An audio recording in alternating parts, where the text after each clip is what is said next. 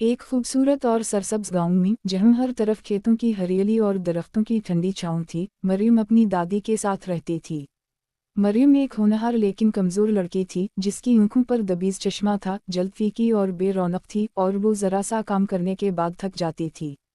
इसकी दादी अम्मा भी एक दाना और तजुर्बाकार औरत थीं, जिन्हें जड़ी बूटियों और कुदरती ग़ज़ाओं के फ़वाइद का बखूबी इल्म था।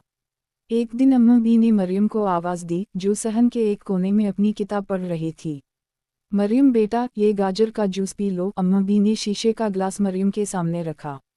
मरियम ने नाक सकुड़ते हुए कहा, दादी, आपको पता है कि मुझे गाजर बिल्कुल पसंद नहीं। ये कड़वी और बोरिंग लगती है। अम्मा बी ने मोहब्बत से इसके सर पर हाथ फेराते हुए कहा, बेटा, गाजर जादुई सब्जी है। यह तुम्हारी सेहत के लिए कितनी फ़ायदेमंद है, तुम्हें अंदाज़ा ही नहीं। मगर मरियम ने मुंह फेर लिया और वापस अपनी किताब में मगन हो गई। गांव में एक दिन मेला लगा। पूरे गांव के लोग खुशी खुशी मेले की तरफ जा रहे थे। मरियम ने भी अम्मा बी से इजाज़त ली और अपनी सहेलियों के साथ मेले चली गई। मेले में गलियों में रंग बिरंगे स्टॉल्स लगे हुए थे। कहीं मिठाइयों की खुशबू थी, कहीं बच्चों के खेलों की गूंज। मेले के बीचों बीच एक मजमा लगा हुआ था, जहां एक तबीब अपनी बातों से सबको हैरान कर रहा था।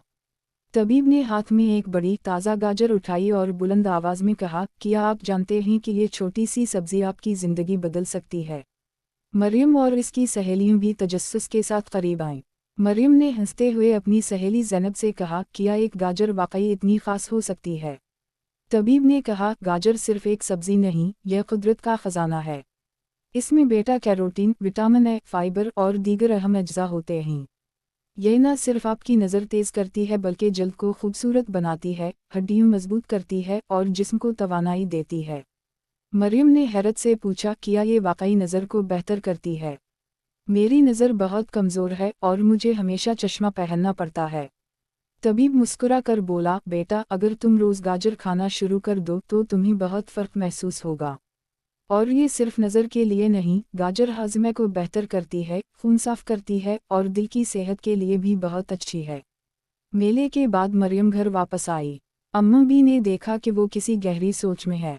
मरियम, क्या हवा, इतनी खामोश क्यों हो? अम्मा बी ने पूछा। मरियम ने जवाब दिया, दादी, आज मेले में एक तबीब ने गाजर के इतने फ़ायदे बताए कि मैं हैरान रह गई। लेकिन क्या वाकई गाजर इतनी ताकतवर होती है? अम्मा बी ने मुस्कुराते हुए कहा, बिल्कुल बेटा, गाजर में छपे राज सदियों से हमारे बुजुर्ग जानते हैं। तुम्हें याद है, मैं हमेशा कहती हूँ कि गाजर खाया करो।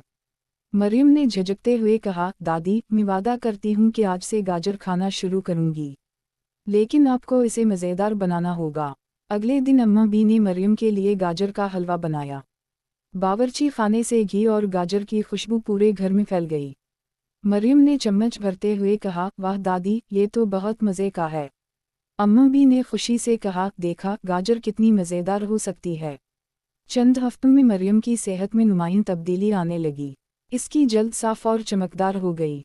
इसने महसूस किया कि अब वो देर तक पढ़ाई कर सकती है और ज़्यादा मुतहर्रिक हो गई है। एक दिन स्कूल में इसकी इस्तानी ने उसे कहा, मरियम, तुम्हारी आंखों पर चश्मा हल्का हो गया है।